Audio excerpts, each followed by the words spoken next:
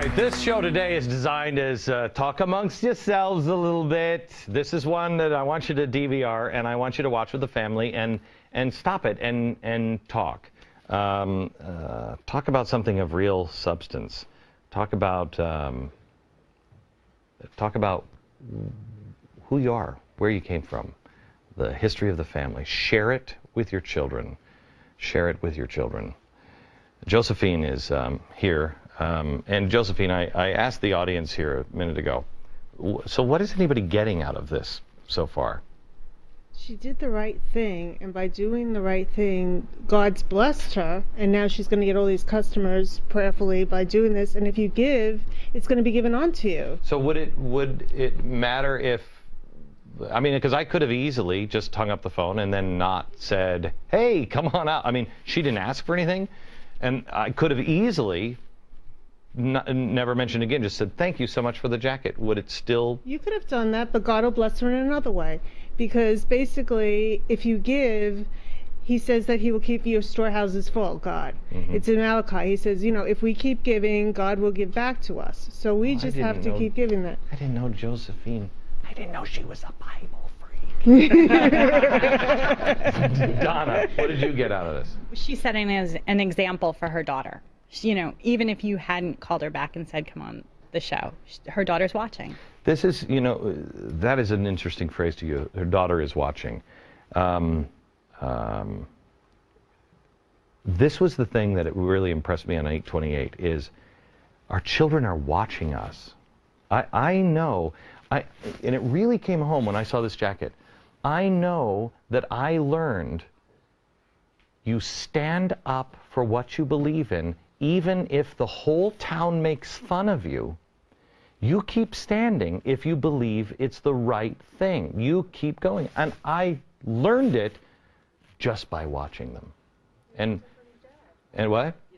I learned it from my dad, yeah. And now we're creating leaders out of the kids. Right. And I think that's what's happening in America. I don't know if you know this, but your children are watching you every step of the way. They're watching.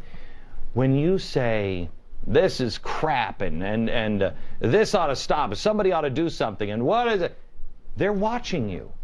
They're watching your example now of, do you just sit and take it, or do you get up and do something? Do you do something negative, or do you do something positive? I wanted to bring in Rabbi Daniel Lapin. He is a good friend of mine, president of American Alliance for Jews and Christians. And just, you're the guy, Rabbi, I think of this Tower of Babel story. I've thought about it every day since we last met. Yes. I mean, it's really powerful. The glue that, what binds us is materialism. And it concerns me a great deal. And what it does, of course, it also anesthetizes us and makes us more vulnerable to the centralized control of the tower. It sounds so much better when he says it anesthetizes us. Yes. So what have you gotten out of the story of the jacket and Amanda? Profoundly moving, and you have a lot of friends in Seattle, regardless of. I needed a SWAT team last time I was there. I know. You got a lot of very, very devoted fans and friends in Seattle, and you know what sprung to mind with me is that, first of all, you're probably not the only person she's done this to. And so had you not responded the way you did, then as Josephine said, this is part of her life. She's done it for other people. She will. Had there been no response from you, she still would have done it. That she learned it from her mom. And I think what jumped out for me is the marvelous story in Genesis where Joseph's brothers have decided to kill him. They throw him into a pit and he's going to die there. And then all of a sudden, Judah, you know, after whom the Jewish people are named, after Judah, actually has this incredible statement where he gets up and says to his brothers, he says, hey guys, what profit is there in killing our brother? I mean, if we could make a buck or two, well, then I'd understand. Obviously, we have to kill him, but I can't figure out a way of making any money by killing him. Let's sell him. And everyone says, yeah, let's do that. And so Joseph then, at the end of Genesis, Joseph puts them through this whole business. They come to buy grain, they don't recognize him, and he sends them back with the grain and puts their money in their bags. And he's trying to say to them, hey guys, we can get together again as brothers when you realize that this isn't about the money, you idiots. It's about the relationships. You were willing to kill the brotherhood and the relationship for the money. You said, why kill him? There's no money in it. If there was money, sure, we'd kill him. Right. I want you to understand it's not about the money. The relationships come first. And I think that's what I saw coming to life here. And you've brought hope, if I may say, to millions and millions of Americans who deep down know this idea that if you focus on the relationships, nurture the friendships, care for people, just give. Just Right. give. Don't worry about what you get. I want to go back there to if you give, you get more back. But that doesn't always. I know a lot of people who are very giving and are dirt poor and don't have a break. So it's not exactly that, I don't think. We'll get into that, and also just the idea of this Thanksgiving of breaking out, as we're preparing now for Christmas, breaking out of the cycle of stuff and trying to put the things in our own life that are truly important. It's really difficult, and I want to share my toughest Christmas with you, and something that I still struggle with. I just went Christmas shopping just last weekend with my daughter, and we talked about it, and I really struggle with it, and we'll talk about that next.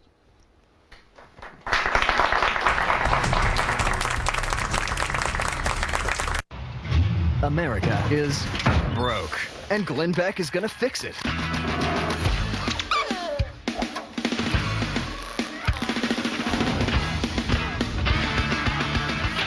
Glenn Beck rebuilds America's engine in theaters December 2nd with an encore December 8th. Tickets at fathomevents.com.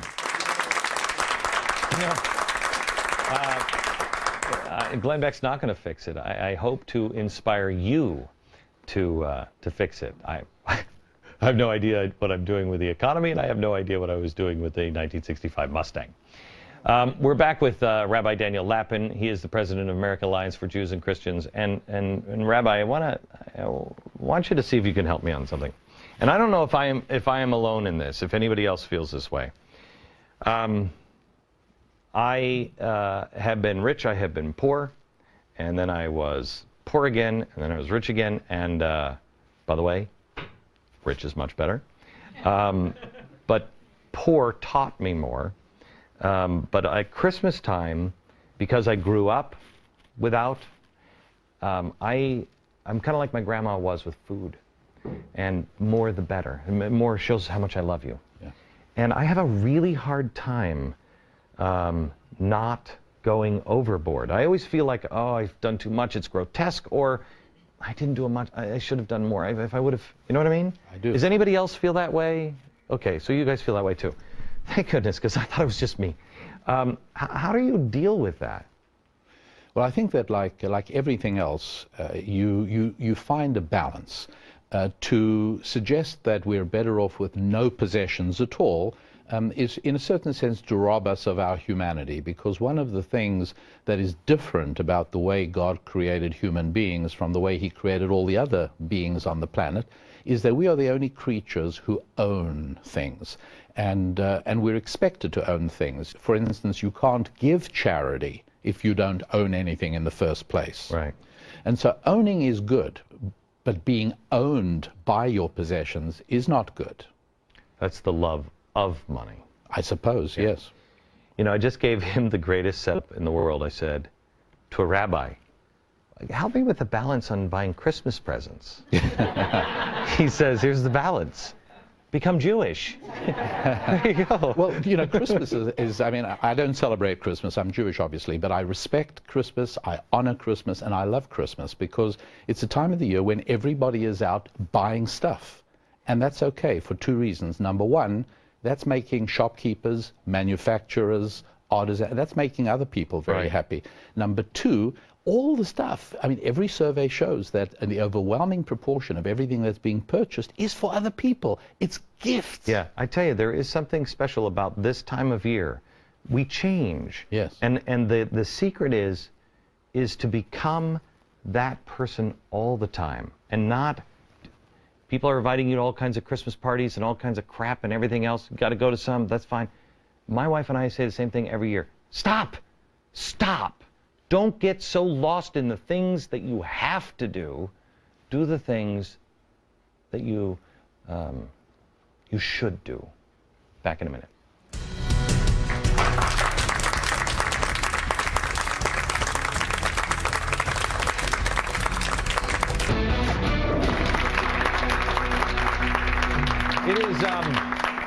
It's Black Friday and people are out shopping, and you know I'm all for shopping, and especially you know on those local stores, go out and you know buy the stuff, buy something that's meaningful. We're talking about Thanksgiving and the holiday season and giving, and it came up in conversation that you know people that don't. The people that give, some big-hearted people give, but they don't ever gain stuff back. You know what I mean? But that's not really the promise, is it? I mean, No. You're going to get.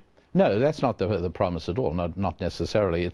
There are a lot of things you have to do in order to reap the blessing. Giving is one of them, and showing love and compassion to people. The other part of it is building relationships with large numbers of people. In other words, God said, "Not good for man to be alone," at the beginning of Genesis. That wasn't just a prescription for Adam's matrimonial prospects. That was a prescription for each and every one of us. Not good for us to be alone. Can you, maybe we'll tease it for the next time you're on, because how much time do we have? We have about 2 minutes.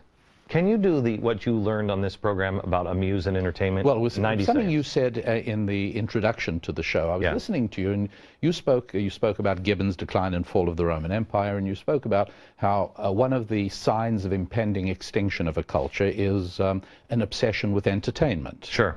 And what's so incredible about this is that I think you were spot on, because you know we have the word amuse, which is the same as entertain. Right. Amusement or entertainment, say interchangeable words. Right. But the word amuse is made up of the word muse and a in front of it. Well, amoral means somebody who's not moral. Right. Asymmetrical means something that isn't symmetrical. Right. Amuse means it's something that isn't muse. Well, what does muse mean? Inspiration. Right. Inspiration, thought, contemplation. And that's really what you're encouraging on the show, which I'm so excited about, which is to say to people, you've got an opportunity at your dinner table.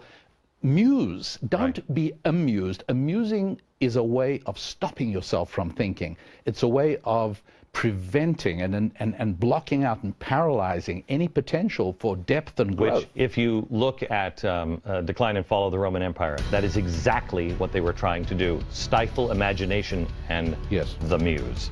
Back in just a second.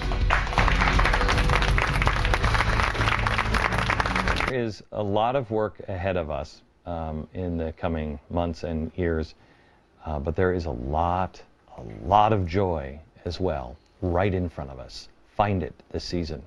From New York, good night, America.